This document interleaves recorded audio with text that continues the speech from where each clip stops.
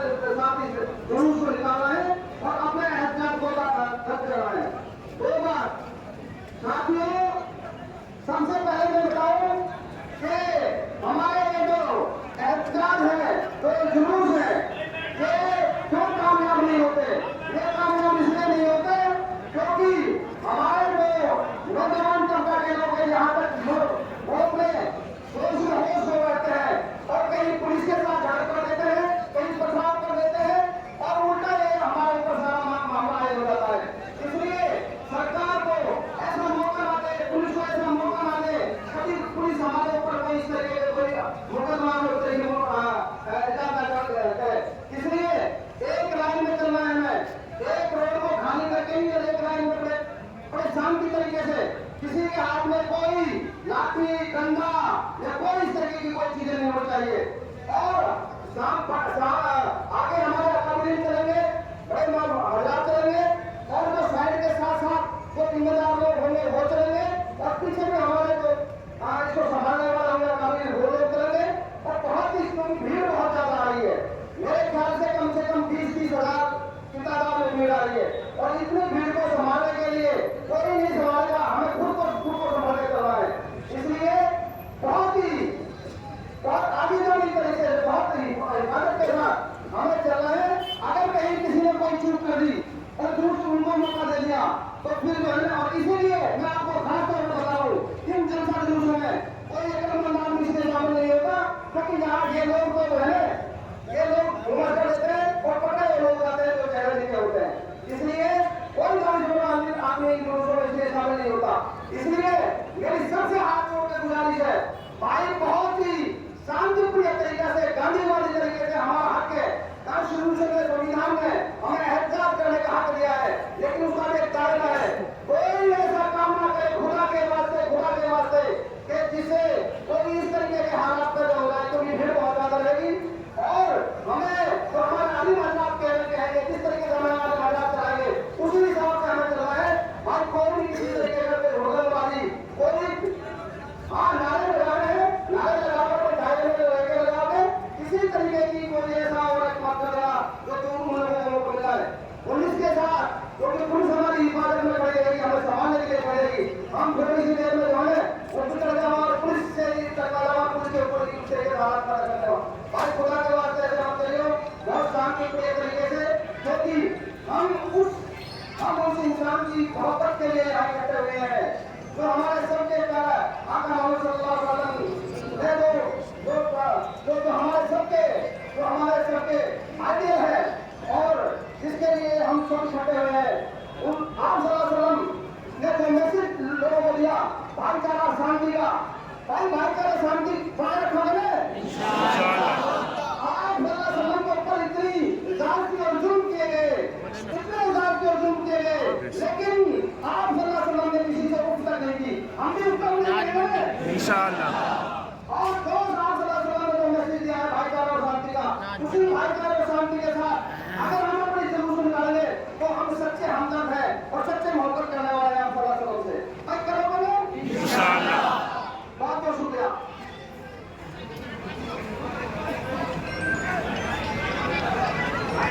भाई गाड़ी वाले कौन है? ये गाड़ी वाले यहाँ होते हैं, गाड़ी निकालो निकला तो ये मामला जो भी गाड़ी वाले हैं हमारी आवाज है खुदा के वास्ते, गाड़ी निकालो और ये कथा पढ़ो है ताकि को हम यहाँ बैठे करोगे आप पढ़े अल्लाह के नबी के सामने कितने ज्यादा लोग रहेंगे, इंसान को अपने हर कामयाब होगी। अल्लाह मोहम्मद करो पढ़ते रहो, सल्लल्लाहु अलैहि वसल्लम कहते रहो, जितना करो पढ़ोगे इस पर में उतना ही हमारा ये इलाज कामयाब होगा और हमारा मकसूद हासिल होगा, हमारा मकसूद हासिल होगा। ये गाड़ी वाले जो है ये गाड़ी निकालते हैं खुदा के वास्ते, ये गाड़ी गाड़ी वाला है ये गाड़ी वाला क्या वाले निकाल देता खुदा के वास्ते गाड़ी निकालो।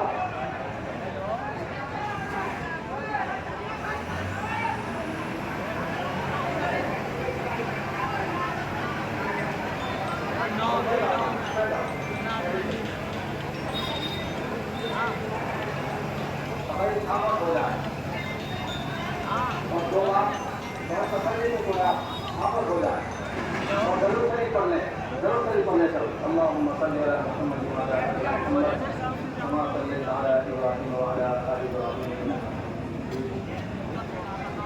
اللهم بارك على محمد وعلى آل محمد كما باركت على إبراهيم وعلى آل إبراهيم إنك حميد مجيد.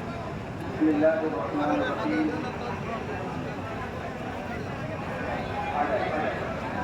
بھائی ماشاءاللہ یہ گاڑی تو ہٹ گئی. امید ہے انشاءاللہ یہ گاڑی بہت جلد ہٹنے والی ہے. اس کا ڈرائیور کہاں ہے؟ ٹرین کا گاڑی کھڑی ہوئی ہے.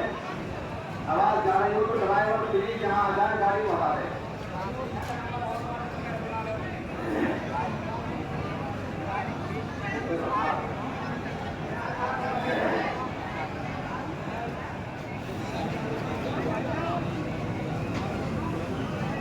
خاموش ہو جائیں. دیکھو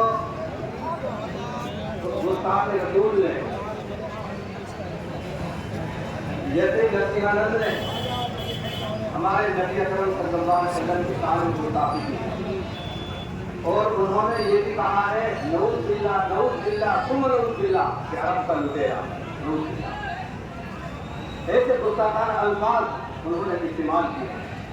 میں آپ کو بتا دینا چاہتا ہوں اس عرب کے اندر ایک شہر ہے مدینہ المنورہ زادہ اللہ شرفا و عظمہ, جو ہماری عقیدتوں اور محبتوں کا مرکز ہے, جہاں آقا نامدار حضرت محمد مصطفیٰ صلی اللہ علیہ وسلم آرام فرما ہے, جہاں آپ کا روضہ اقدس ہے مدینہ منورہ.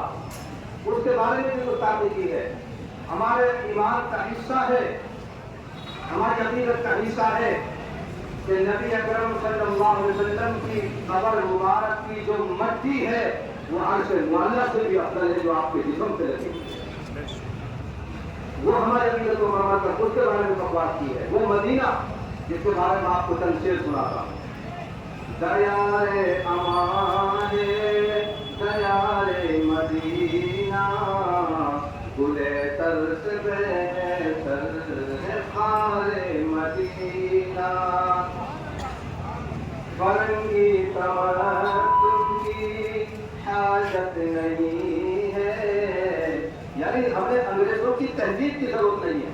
فرنگی تمدن کی حاجت نہیں ہے, یہ کافی ہے ہم کو شعار مدینہ.